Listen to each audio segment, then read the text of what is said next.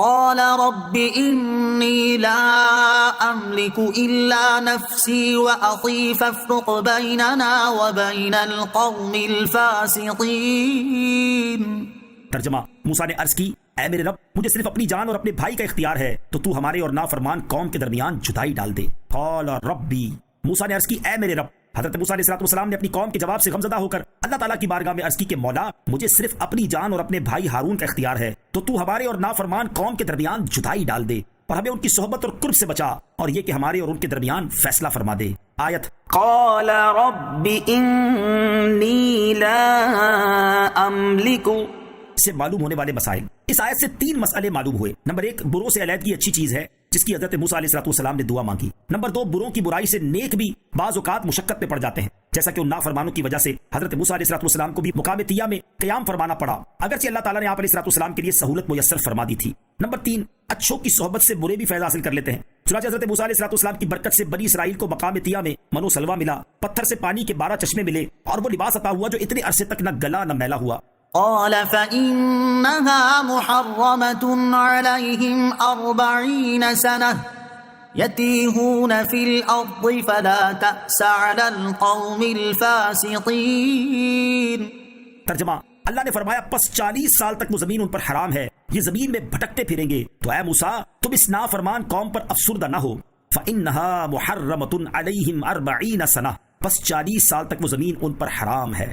بنی اسرائیل کی بزدلی اور حضرت موسیٰ علیہ السلام کے حکم پر عمل نہ کرنے کی سزا بنی اسرائیل کو یہ ملی کہ ان پر مقدس سرزمین 40 سال تک کے لیے حرام کر دی گئی، یعنی بنی اسرائیل اب مقدس سرزمین میں نہ داخل ہو سکیں گے۔ وہ زمین جس میں یہ لوگ بھٹکتے پھرے تقریباً 27 میل تھی، اور قوم کئی لاکھ افراد پر مشتمل تھی۔ وہ سب اپنے سامان لیے تمام دن چلتے تھے، جب شام ہوتی تو اپنے کو وہی پاتے جہاں سے چلے تھے۔ یہ ان پر سزا تھی، سوائے حضرت موسیٰ، حضرت ہارون، حضرت یوشع اور حضرت کالب علیہ السلام کے، ان پر اللہ تعالیٰ نے آسانی فرمائی اور ان کی مدد فرمائی، جیسا کہ حضرت ابراہیم علیہ السلام کے لیے آگ کو سرد اور سلامتی والا بنایا، اور اتنی بڑی جماعت عظیمہ کا اتنے چھوٹے حصے زمین میں 40 برس آوارہ وہ حیران پھرنا اور کسی کا وہاں سے نکل نہ سکنا خلاف عادات میں سے ہے۔ جب بنی اسرائیل نے اس جنگل میں حضرت موسیٰ علیہ السلام سے کھانے پینے وغیرہ ضروریات اور تکالیف کی شکایت کی، تو اللہ تعالیٰ نے حضرت موسیٰ علیہ السلام کی دعا سے ان کو آسمانی غذا من و سلوہ عطا فرمایا، اور لباس خود ان کے بدن پر پیدا ہو گیا جو جسم کے ساتھ بڑھتا تھا، اور ایک سفید پتھر کوہ طور کا عنایت کیا کہ جب رخت سفر اتارتے اور کسی وقت ٹھہرتے تو حضرت موسیٰ علیہ السلام اس پتھر پر عصا مارتے، اس سے بنی اسرائیل کے 12 گروہوں کے لیے 12 چشمے جاری ہو جاتے، اور سایہ کرنے کے لیے ایک بادل بھیجا، اور میدان طیہ میں جتنے لوگ داخل ہوئے تھے ان میں سے جو 20 سال سے زیادہ عمر کے تھے سب وہیں مر گئے، سوائے یوشع بن نون اور کالب بن یوکنہ کے، اور جن لوگوں نے ارض مقدسہ میں داخل ہونے سے انکار کیا ان میں سے کوئی بھی داخل نہ ہو سکا۔ اور کہا گیا کہ طیہ میں ہی حضرت ہارون اور حضرت موسیٰ علیہ السلام کی وفات ہوئی۔ حضرت موسیٰ علیہ السلام کی وفات سے 40 برس بعد حضرت یوشع علیہ السلام کو نبوت عطا کی گئی، اور جبارین پر جہاد کا حکم دیا گیا۔ آپ علیہ السلام باقی ماندہ بنی اسرائیل کو ساتھ لے کر گئے اور جبارین پر جہاد کیا۔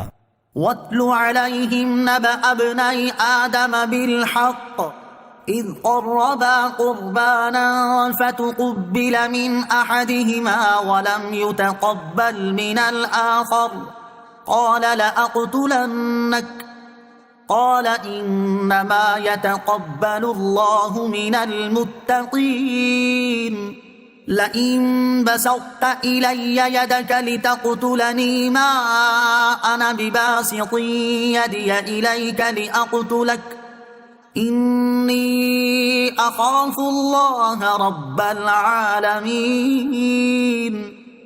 إِنِّي أُرِيدُ أَن تَبُوءَ بِإِثْمِي وَإِثْمِكَ فَتَكُونَ مِنْ أَصْحَابِ النَّارِ وَذَلِكَ جَزَاءُ الظَّالِمِينَ۔ ترجمہ، اور اے حبیب انہیں آدم کے 2 بیٹوں کی سچی خبر پڑھ کر سناؤ۔ جب دونوں نے ایک ایک قربانی پیش کی تو ان میں سے ایک کی طرف سے قبول کر لی گئی اور دوسرے کی طرف سے قبول نہ کی گئی، تو دوسرا بولا میں ضرور تجھے قتل کر دوں گا۔ پہلے نے کہا اللہ صرف ڈرنے والوں سے قبول فرماتا ہے، بے شک اگر تو مجھے قتل کرنے کے لیے میری طرف اپنا ہاتھ بڑھائے گا تو میں تجھے قتل کرنے کے لیے اپنا ہاتھ تیری طرف نہیں بڑھاؤں گا۔ میں اللہ سے ڈرتا ہوں جو سارے جہانوں کا مالک ہے، میں تو یہ چاہتا ہوں کہ میرا اور تیرا گناہ دونوں تیرے اوپر ہی پڑ جائیں تو تو دوزخی ہو جائے، اور ظلم کرنے والوں کی یہی سزا ہے۔ وَاتْلُ عَلَيْهِمْ نَبَأَ ابْنَيْ آدَمَ بِالْحَقِّ، اور انہیں آدم کے 2 بیٹوں کی سچی خبر پڑھ کر سناؤ۔ حضرت آدم علیہ السلام کے ان 2 بیٹوں کا نام حابیل اور قابیل تھا۔ اس واقعے کو سنانے سے مقصد یہ ہے کہ حسد کی برائی معلوم ہو اور سرکار دو عالم صلی اللہ تعالی وسلم سے حسد کرنے والوں کو اس سے سبق حاصل کرنے کا موقع ملے۔ حابیل اور قابیل کا واقعہ۔ تاریخ کے علماء کا بیان ہے کہ حضرت حوا رضی اللہ تعالی عنہا کے ہر حمل میں ایک لڑکا اور ایک لڑکی پیدا ہوتے تھے، اور ایک حمل کے لڑکے کا دوسرے حمل کی لڑکی کے ساتھ نکاح کیا جاتا تھا، اور چونکہ انسان صرف حضرت آدم علیہ السلام کی اولاد میں منحصر تھے تو آپس میں نکاح کرنے کے علاوہ اور کوئی صورت ہی نہ تھی۔ اسی دستور کے مطابق حضرت آدم علیہ السلام نے قابیل کا نکاح لیوزا سے جو حابیل کے ساتھ پیدا ہوئی تھی اور حابیل کا اکلیما سے جو قابیل کے ساتھ پیدا ہوئی تھی کرنا چاہا۔ قابیل اس پر راضی نہ ہوا، اور چونکہ اکلیما زیادہ خوبصورت تھی اس لیے اس کا طلبگار ہوا۔ حضرت آدم علیہ السلام نے فرمایا کیونکہ وہ تیرے ساتھ پیدا ہوئی ہے لہٰذا وہ تیری بہن ہے، اس کے ساتھ تیرا نکاح حلال نہیں۔ قابیل کہنے لگا یہ تو آپ علیہ السلام کی رائے ہے، اللہ تعالیٰ نے یہ حکم نہیں دیا۔ آپ علیہ السلام نے فرمایا اگر تم یہ سمجھتے ہو تو تم دونوں قربانیاں لاؤ، جس کی قربانی مقبول ہو جائے وہی اکلیما کا حقدار ہے۔ اس زمانے میں جو قربانی مقبول ہوتی تھی آسمان سے ایک آگ اتر کر اس کو کھا لیا کرتی تھی۔ قابیل نے ایک انبار گندم اور حابیل نے ایک بکری قربانی کے لیے پیش کی۔